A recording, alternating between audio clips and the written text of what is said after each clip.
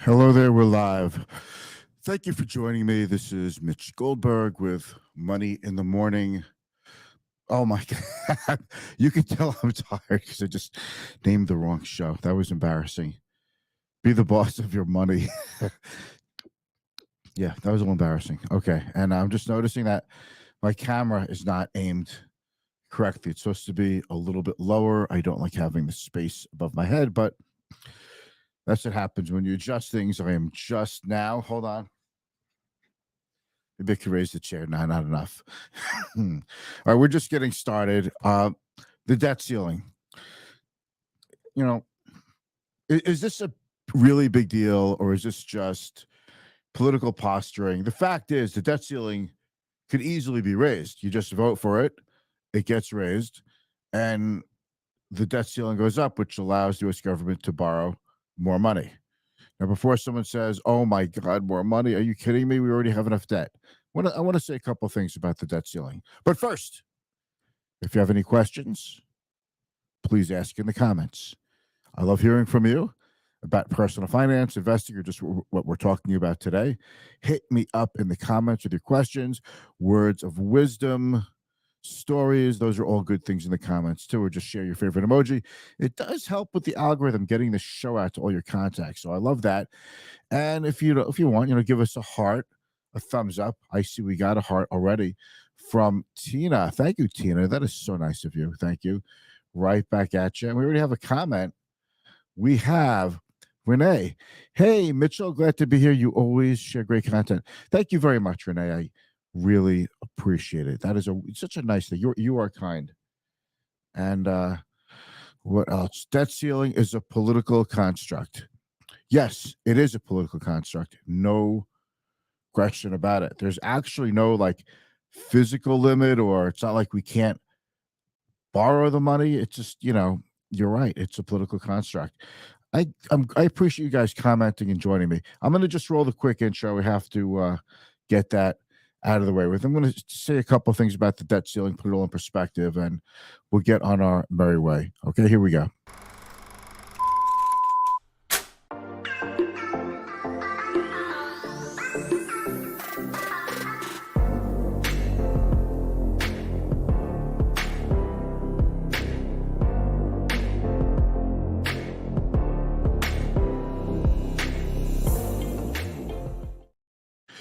Thank you for joining me. You're watching my live stream, Be the Boss of Your Money. It's about investing, the stock market, the economy, politics, as far as they relate to the economy and your money. We talk an awful lot about personal finance, and I just want to give you good value. But the best value is from your questions. So ask away in the comments if you have a question. Other than that, I'm asked questions every day by real clients, real life stuff, and I just simply take those questions and I bring them to the live stream because what better content is there? We talk about Social Security, we talk about debt, borrowing. I mean, we talk about so much: credit cards, credit scores, retirement, mistakes people make when they retire, how to get ready for retirement. We talk about all these things. Are there certain investments you should avoid, or you know, I don't like to make blanket statements about investment products or insurance products, but I talk about them to give you the information that will hopefully help you make the best decision for your situation, because there's no way that there's a one size fits all product out there for everybody, as much as people want to think that. I also believe that simple is better, not complicated. A couple of things about the debt ceiling. Okay, let's just take a look at this big scary headline for a second. Okay, failure to raise debt ceiling would be an economic catastrophe, Treasury Secretary Yellen says. I'll take that off now. Okay, Janet Yellen was the chairman of the Federal Reserve. She was vice chair of the Fed, and then she was chairman of the Federal Reserve, and now she's secretary of the Treasury. There's probably no one who knows more about this topic, about the debt ceiling, borrowing, government finance, the economy, than her. No one. And she's not pulling punches. She's come right out and said, some of these solutions are ridiculous. There's talk of issuing $1 trillion coin by the Treasury, some weird thing where we could have raise the debt ceiling by $1 trillion. And she comes out and says it's a non-starter. It's just something to land in court. Land you in court. They say court in court to fight about it. It's just this esoteric philosophical thing. Well, what about the 14th Amendment, which says the U.S. has to make good on its debt? So therefore, the president could raise the debt ceiling to pay the U.S. debt. And she said that would create a congressional, what's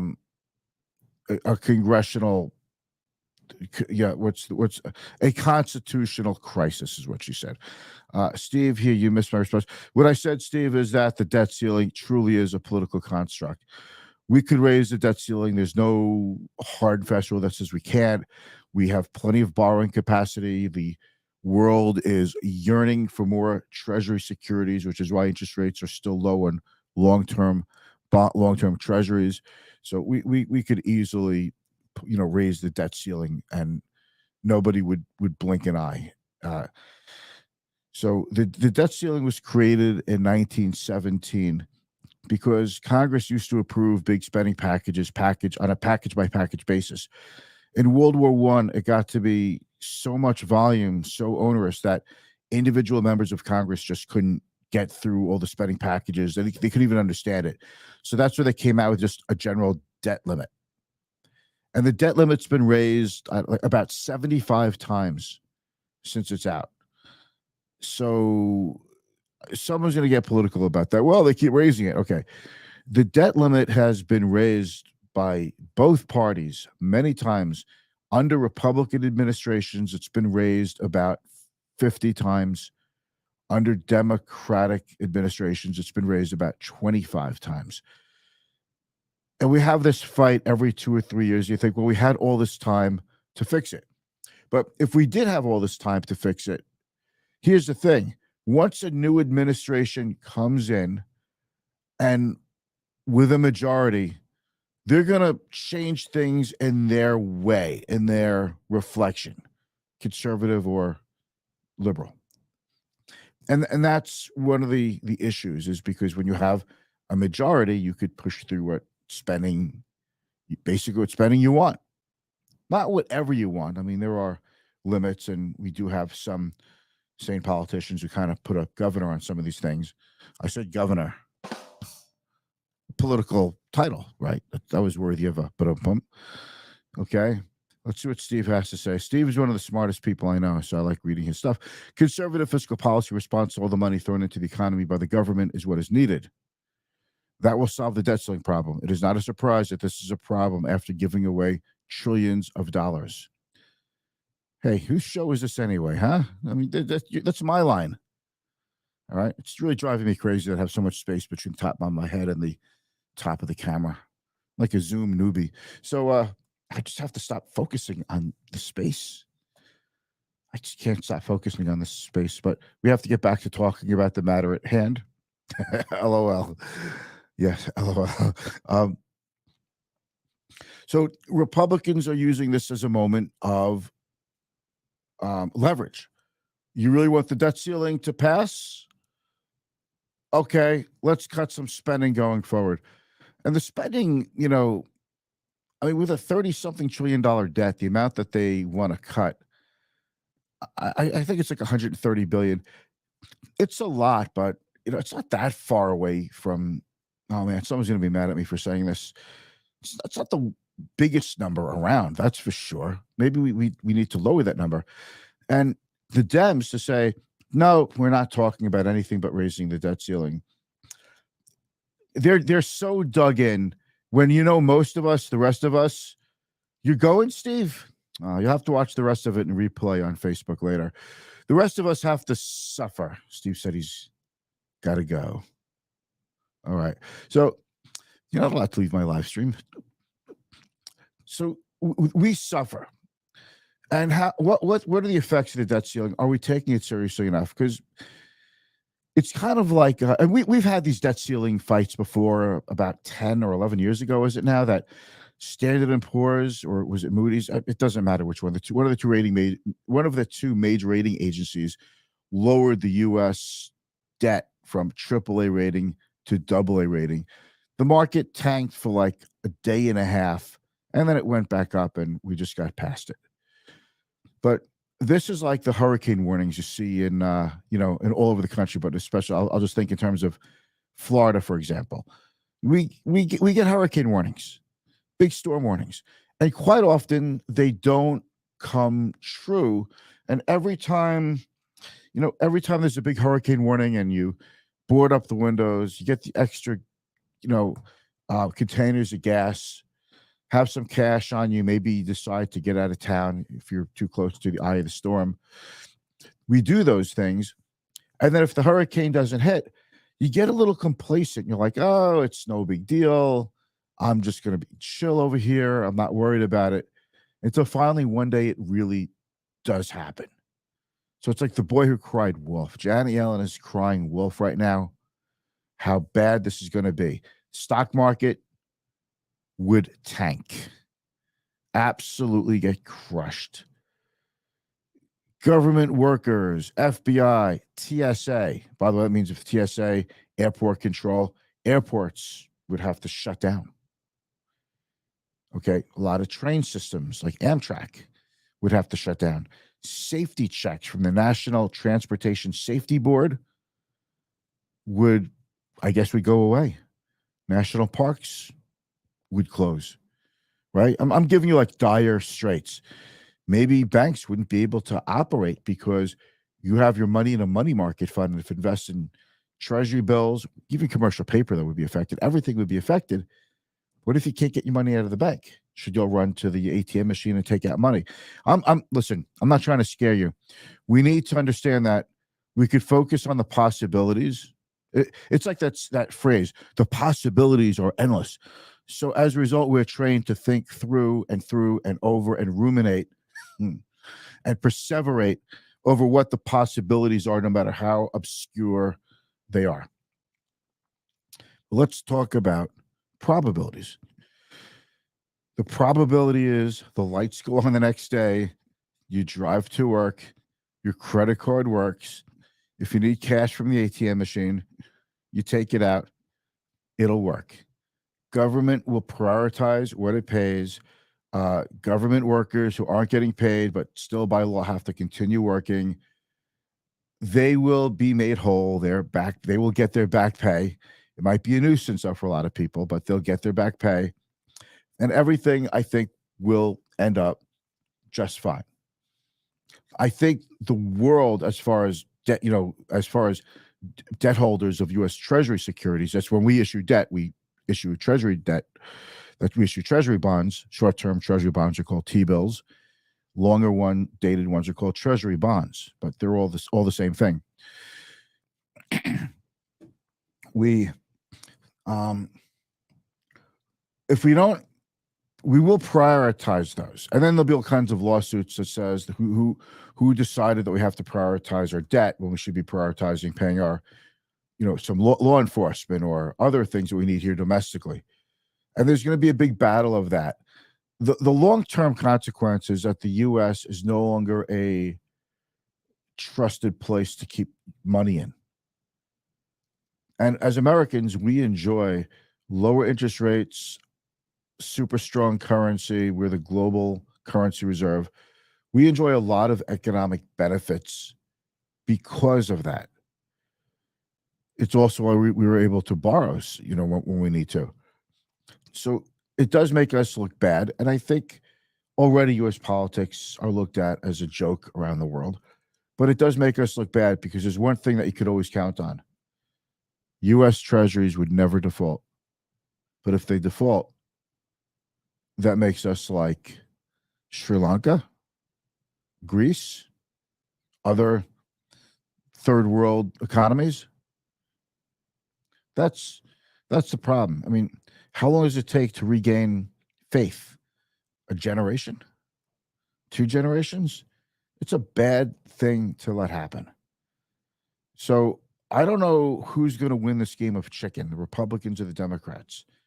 If neither side is willing to blink and both sides are willing to go over the debt cliff, what do we do as private citizens? You just have to sit back, watch the damage unfold, and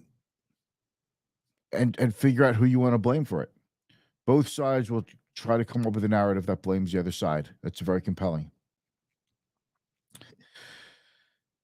But they have to raise it.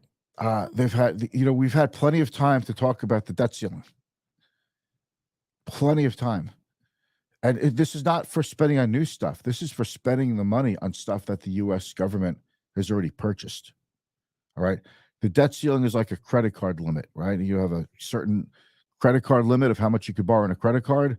When you hit that limit, the credit card says you can't borrow anymore. You still have to pay back what you've already borrowed, either minimum payments or sending extra money, right? But you still have to pay the debt back plus interest. It's the same thing with the debt limit, the U.S. debt limit. It's for stuff that we bought. It's a giant credit card. We charge shit on it. Now we got to pay it back. You got to pay for it. All right. Let's take a look at some of the where some of the worry is starting to creep in. All right. I'm going to show you my screen here. Lockheed Martin, a defense contractor. I know you see it green. It's up. Says up 4 cents. It's up 4 cents per share, but that's an aftermarket trading. In today's trading day, it was down over $4.50, down 1%. Northrop Grumman was down a little over 1%, down $4.57. Raytheon was down 1%, down $1. Boeing was down about 0.5%, but Boeing, by the way, has come down about $7-8 in the last week. And Textron has been coming down from 76 year high down to 65, but down another 44 cents today. What am I getting at? I'm trying to show you where the vulnerabilities are for the stock market. Companies that are very dependent on selling to the U.S. government, the Defense Department, what have you, those are the stocks, those are the ones that are the canary in the coal mine. So I'm keeping an eye on defense contractors because, defense contractors, they're all about the Defense Department, defense budget, debt ceiling. That's what they're all about. So those are the ones I'm following the most to see if the worry is starting to build up about the debt ceiling. So tomorrow, politicians meet. President Biden meets with Hakeem Jeffries from New York, right? Rep. Hakeem Jeffries, Senator Schumer, Senator McConnell, and Representative McCarthy. And the five of them are going to sit, not liking anybody there, and they're going to say, are you willing to do something? And everyone's going to say no. They'll talk pleasantries. They'll say no. But everyone's going to have to walk away with a commitment of something that says, we can do this. We can pass a budget. We could agree on something. It's not that we can't borrow the money. If we raise the budget ceiling, the debt ceiling, no problem. We just go on with our lives. The problem is, is there a final debt level that we could get to where finally the world financial sector says, uncle, and we just can't borrow any more money, and then we're up Schitt's Creek.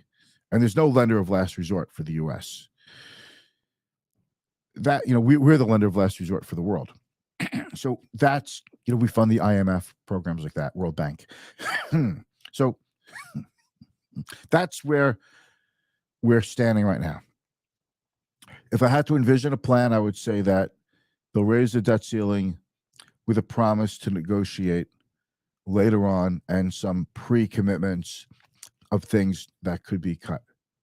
Do you cut the Defense Department? Do you raise taxes? I know taxes are going up in 2026 because the Tax Cuts and Jobs Act expires at the end of 2025. So maybe they'll negotiate and say they'll leave that alone. But whatever they negotiate, that whatever party is in control in a year or two, if there's a dominant political party, they're just going to run roughshod over any agreement anyway. And that's what makes this so tough. Agreements aren't like they used to be. Agreements meant something and you live by them. They were like a set of rules of the road for all of us to stay on the same page, the same rule book, but they keep changing.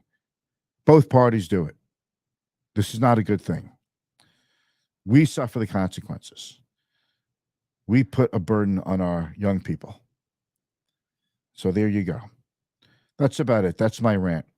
I'm following this very close. I was on News 12 over the weekend talking a lot about this, but I think there's so much stuff to say and it's changing so quickly. We'll find out more after the politicians meet tomorrow, and I'll be talking to you about that right here in the live stream. So please tune in. It's going to be a very interesting day. Wednesday, we have consumer price index, the inflation figures for the consumer coming out.